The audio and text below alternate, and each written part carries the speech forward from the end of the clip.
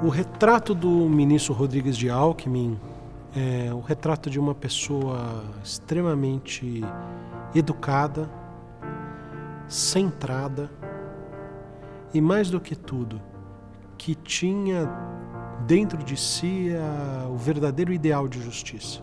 Ele era profundamente cônscio da importância, da transcendência social, humana, que era exercer a magistratura.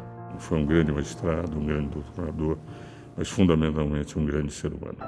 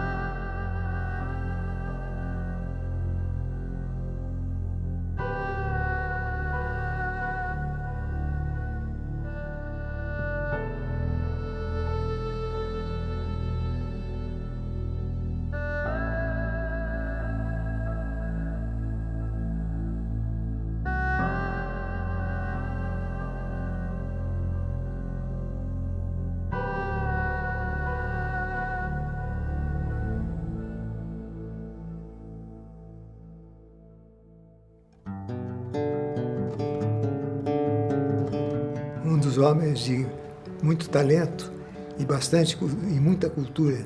Ele vinha de uma família de Minas que se instalara em Guaratinguetá, São Paulo.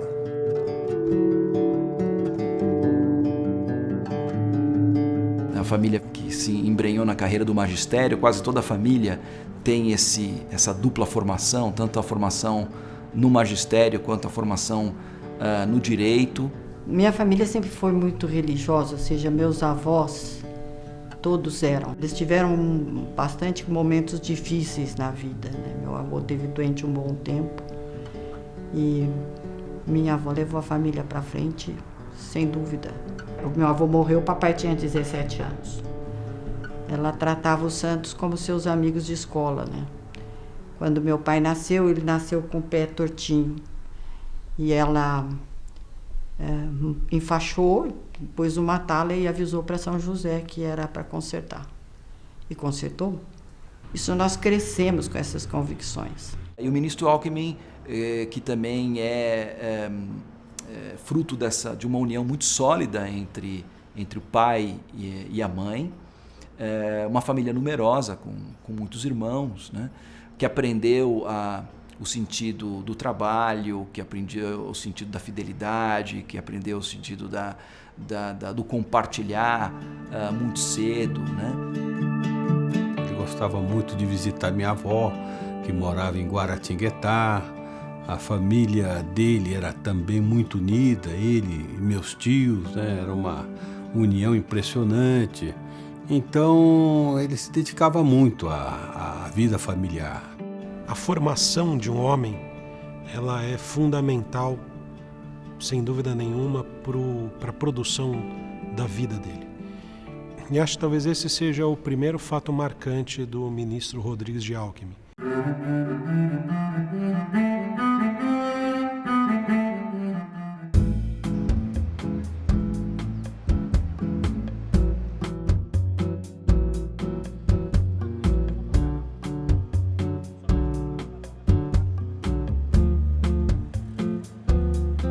Quando ele chega na vida adulta, quando ele chega na vida madura, ele tem que vir para São Paulo sozinho, né? E, enfim, batalhar, trabalhar, estudar ao mesmo tempo, né? Com grandes dificuldades, a família para mantê-lo, né? A família morando em Guaratinguetá, ele morando sozinho em São Paulo, né? Quando ele se torna ele mesmo pai de família, né? Ele tende a reproduzir fundamentalmente esse modelo que ele aprendeu na infância e na juventude. Papai era uma pessoa muito presente na nossa vida, mamãe também. Mas, por exemplo, papai era quem, quando a gente ia dormir, ele rezava com a gente e depois ficava para contar a história. A família se divide em duas alas. A ala feminina são as 3 irmãs mais velhas que conviveram com ele quando ainda estava em São Paulo, nos tribunais de lá e até mesmo como juiz de primeiro grau. E os meninos, vamos dizer assim, a ala masculina já teve uma outra fase, né, onde os afazeres eram mais longos e os horários bem mais complicados. Mas ainda assim, o almoço em família e o jantar em família eram sagrados. Ele sempre foi muito aplicado, uma pessoa muito centrada, e veio do Vale do Paraíba, ele estudava em Guaratinguetá, e veio para fazer a faculdade de Direito da Universidade de São Paulo, Largo São Francisco.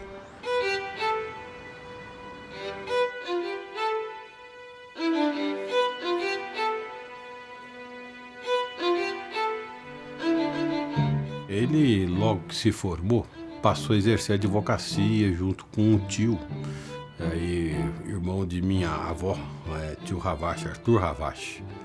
E ficou lá uns tantos meses até que um cliente o convidou para advogar para ele no interior do estado. Ele foi, mas sempre querendo fazer concurso para magistratura. Vocação, né? Ele brincava com os amigos que entre enfrentar os juízes e enfrentar os advogados, ele preferia a segunda opção. E então lá foi, fez o concurso e foi assim que ele entrou para a magistratura, né?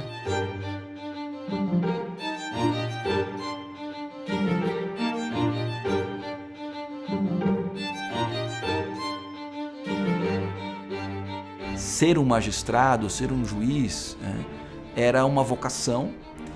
E era, de certa forma, não podemos deixar de ser, e acho que se ele não usa diretamente essa palavra, acho que indiretamente a todo momento ele se refere a ela, uma espécie de um sacerdócio. Era uma pessoa que tinha um profundo sentido de justiça. Em casa, por exemplo, quando ele mediava as nossas desavenças infantis, não é? Ele já fazia a gente perceber o que havia de justo ou de errado numa situação.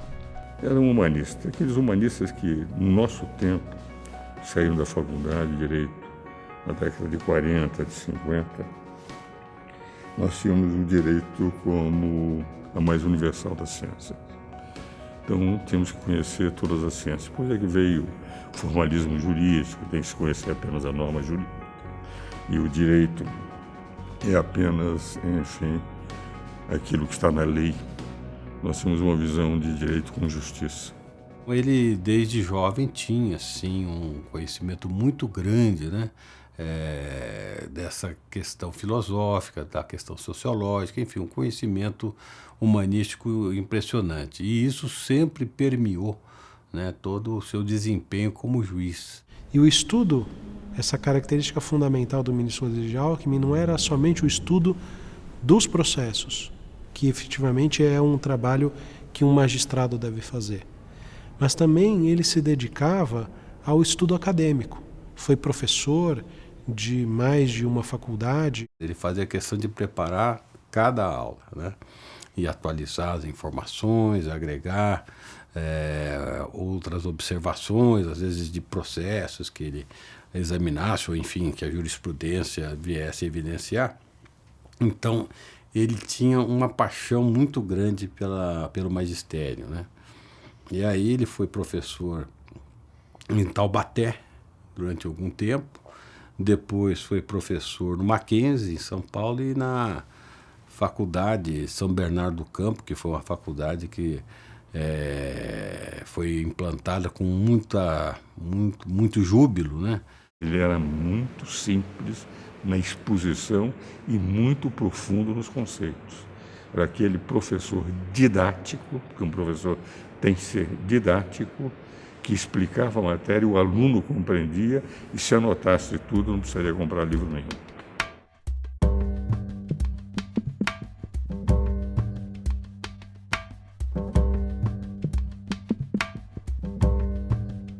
Em relação ao trabalho, ele não tinha hora.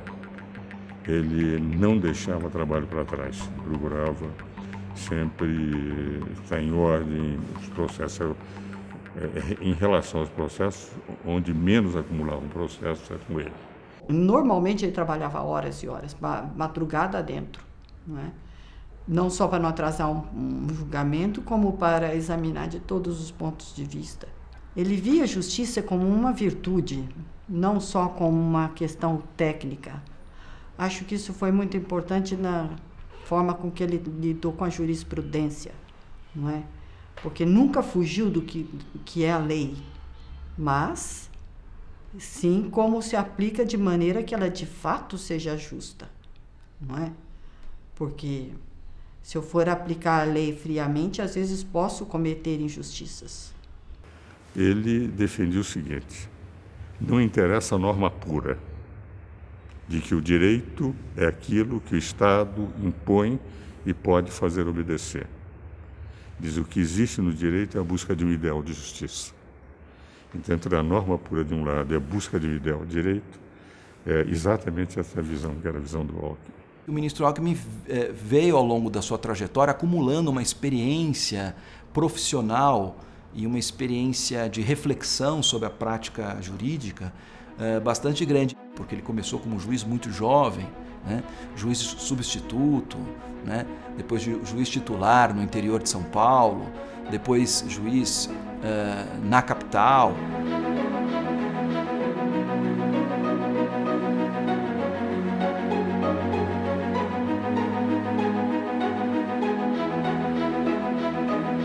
Então existe à época um tribunal de alçada civil, diferentemente do Tribunal de Justiça.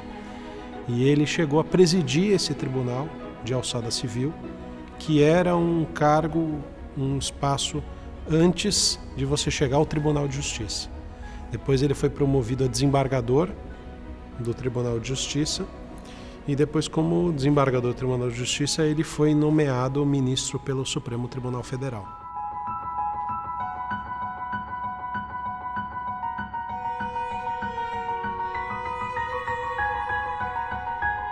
O ministro Alckmin, ele chegou a essa posição de ministro do Supremo Tribunal Federal, por volta de 1972, num momento bastante conturbado, né, da história política, econômica, social do Brasil, né? Todos tinham uma certa preocupação, porque nós estamos vivendo um regime militar. Ele era corregedor do Tribunal de Justiça de São Paulo e era um período realmente difícil.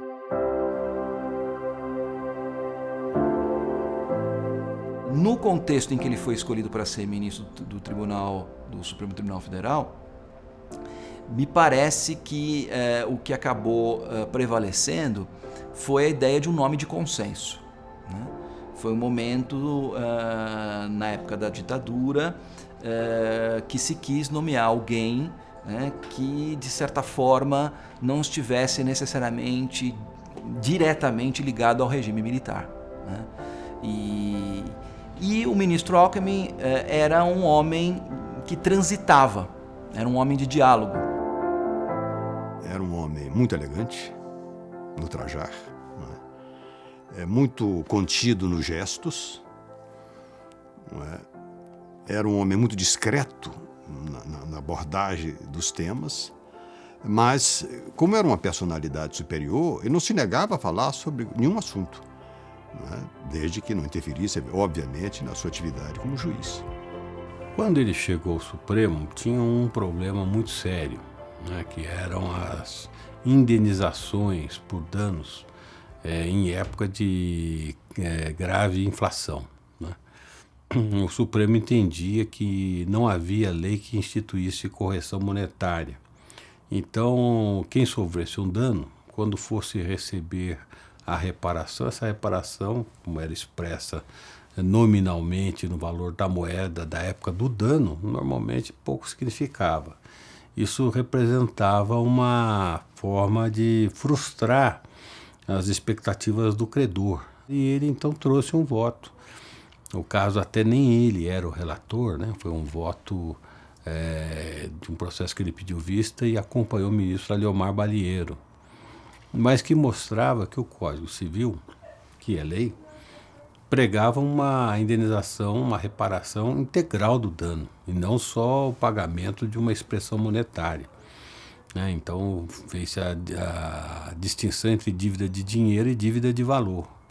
E aí, como dívida de valor, dizia ele, há de se aplicar critérios de atualização, que pode ser, inclusive, os índices de correção monetária da ORTN, que então existia, né? E isso, então, foi objeto de discussão e o Supremo alterou sua jurisprudência. Esse talvez tenha sido o voto de maior impacto social durante o período que ele passou pelo Supremo, né? E também ele se dedicava à própria questão da estruturação da justiça, que transcende um processo. A própria experiência dele como presidente, que foi de um tribunal de alçada de São Paulo, deu a ele essa necessidade, revelou a importância de que, por mais que um juiz possa se dedicar no julgamento de um processo, se ele não tiver uma estruturação adequada por trás dele, aquilo acaba perdendo relevância. O ministro Alckmin foi presidente da Comissão de Reforma e teve a oportunidade de elaborar um trabalho muito cuidadoso chamado Diagnóstico da Justiça. Esse trabalho resultou numa proposta concreta de reforma do Poder Judiciário brasileiro. Esta comissão de reforma do Poder Judiciário, da qual ele foi o relator, ela resultou num trabalho de 94 volumes.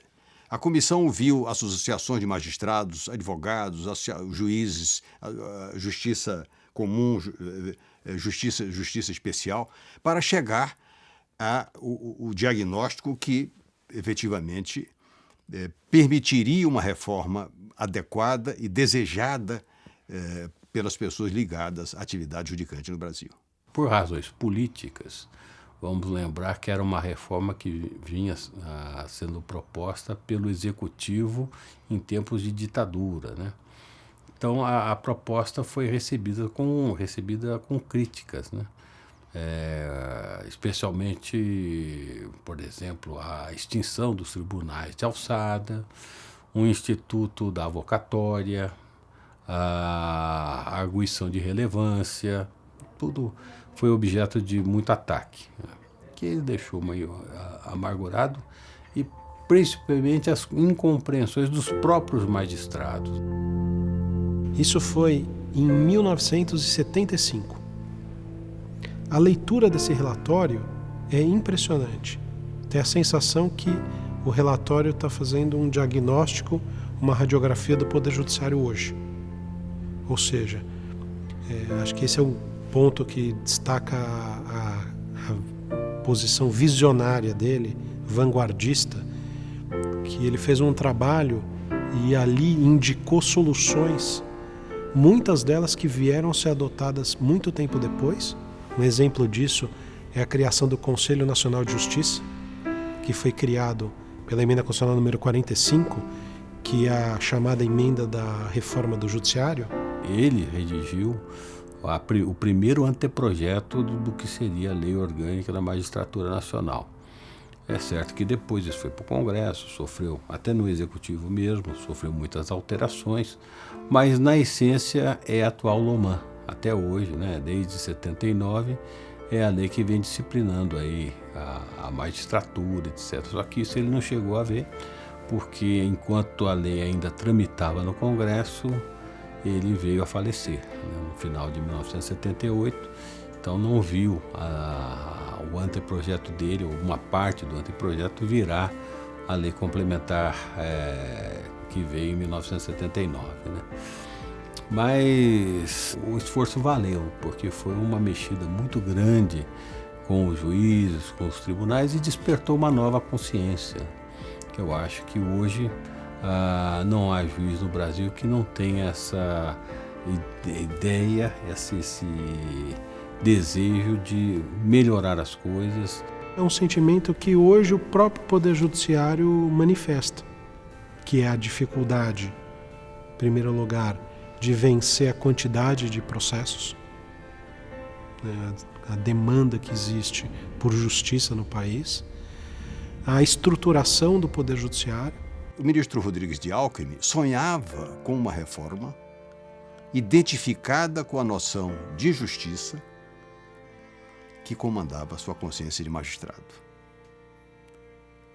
Mais voltada para os direitos e necessidades do homem e da sociedade do que com interesses de órgãos ou de instituições. Portanto, era uma reforma que nós poderíamos chamar de mais humanista do que institucional.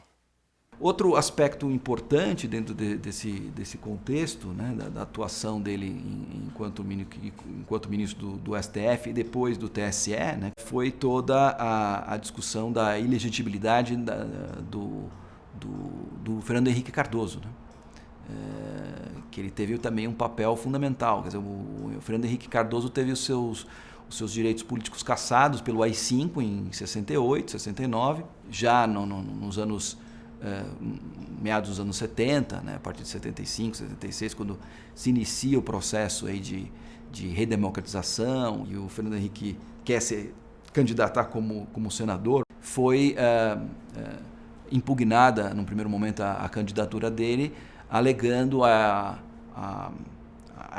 ilegitimidade do Fernando Henrique em função do decreto do AI-5, né? O candidato Fernando Henrique Cardoso teve a sua candidatura registrada pelo Tribunal Regional Eleitoral de São Paulo. O Ministério Público Eleitoral recorre para o TSE. O tribunal apreciou o recurso, então houve um empate.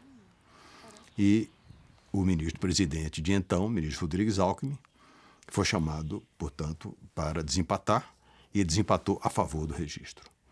Evidentemente que a linha dura, o governo militar, as expectativas do Palácio do Planalto foram frustradas, porque eles imaginavam que o tribunal iria negar o registro e não permitir a reinserção do Fernando Henrique Cardoso na vida pública brasileira.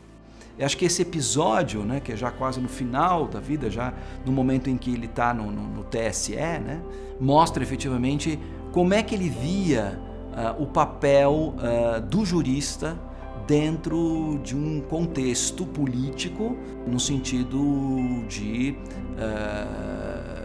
abrir caminho para um regime mais democrático, para um regime mais aberto.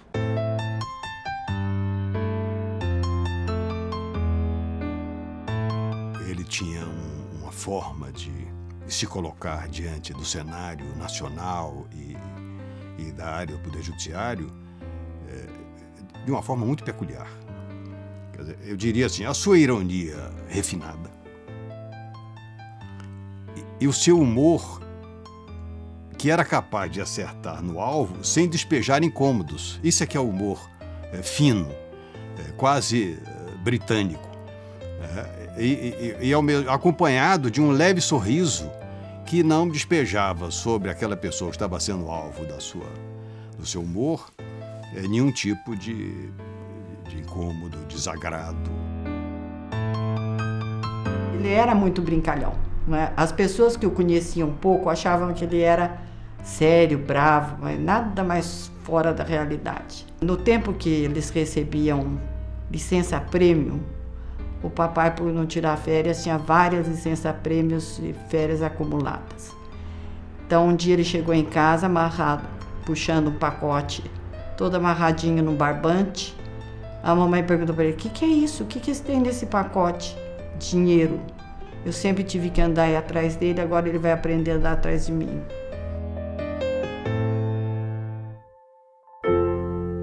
Um homem absolutamente consciente da sua profissão, absolutamente justo, a expressão simplesmente justo do livro mostrava o que ele era, mas um homem extremamente cordial, de muito bom humor, num relacionamento fácil, e todos que se avançassem dele, ele tratava com a mesma forma, sem distinção nenhuma. Um homem que totalmente avesso às extravagâncias, aos luxos. Uma das coisas que me impressionam, e eu só vim descobrir depois que ele faleceu, quando ele já não estava tão bem de saúde, certa feita, foi visitar Dona Dirce, que era uma pessoa carente, que ele acudia junto com os irmãos vicentinos. Então foram levar a cesta básica à Dona Dirce, e quando chegaram próximo à casa dela, ela morava num morro.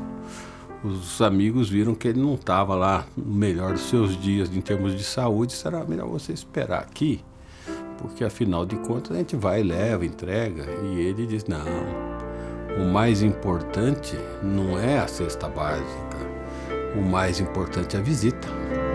Ele não se poupava, nunca se fazia de vítima, reclamando. Nunca vi. Papai não era uma pessoa de se lamentar, nunca. Ele estava no Supremo, ele era presidente do Tribunal Superior Eleitoral em ano de eleição. Era período de muita preocupação, né? Muita tensão política. E acho que todos esses fatores acabaram, né, exigindo demais da saúde dele. E, infelizmente, ele também tinha uma visão muito peculiar, né? O doutor Henrique Fonseca de Araújo, procurador-geral da República, registrou isso no discurso dele, né? Quando o doutor Henrique falou para ele, o senhor precisa se poupar. E ele falou, por quê? Se eu acredito que a outra vida é muito melhor que essa, por que eu vou fazer tanta briga para continuar aqui?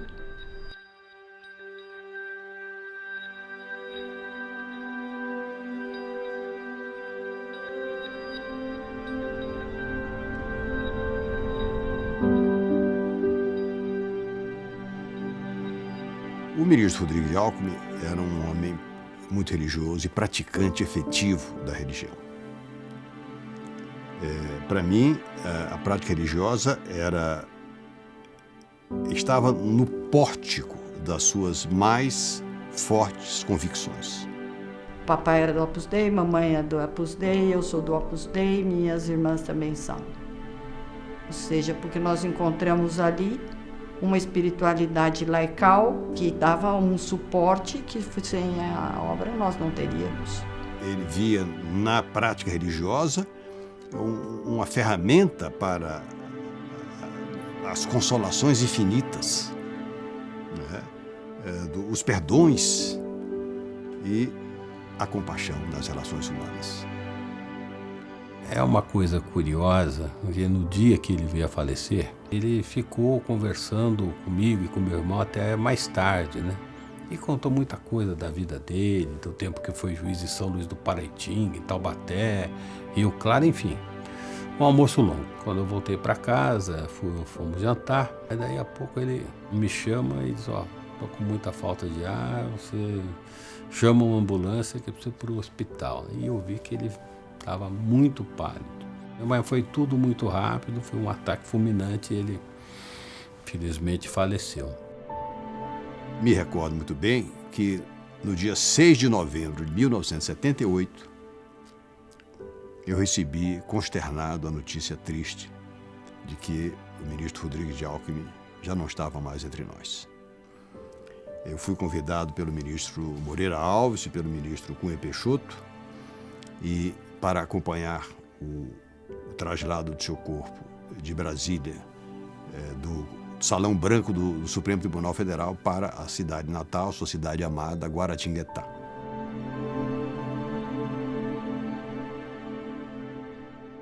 A mim me toca profundamente o fato de ter sido eu quem prestou a última homenagem do tribunal à memória desse magistrado que foi um exemplo na magistratura brasileira. Com o discurso que então proferi, a tristeza que nos atinge e a saudade que nos envolve e que nos dá a enganadora ilusão de que ele não desapareceu, que surgirá a qualquer momento, ao nosso lado, a iluminar esse plenário com sua simples presença, tal como num passado tão recente, e nos transmitir sua fé e sua certeza no primado da justiça. Vive em cada um de seus filhos, seus netos e principalmente em cada juiz que busca realizar a justiça.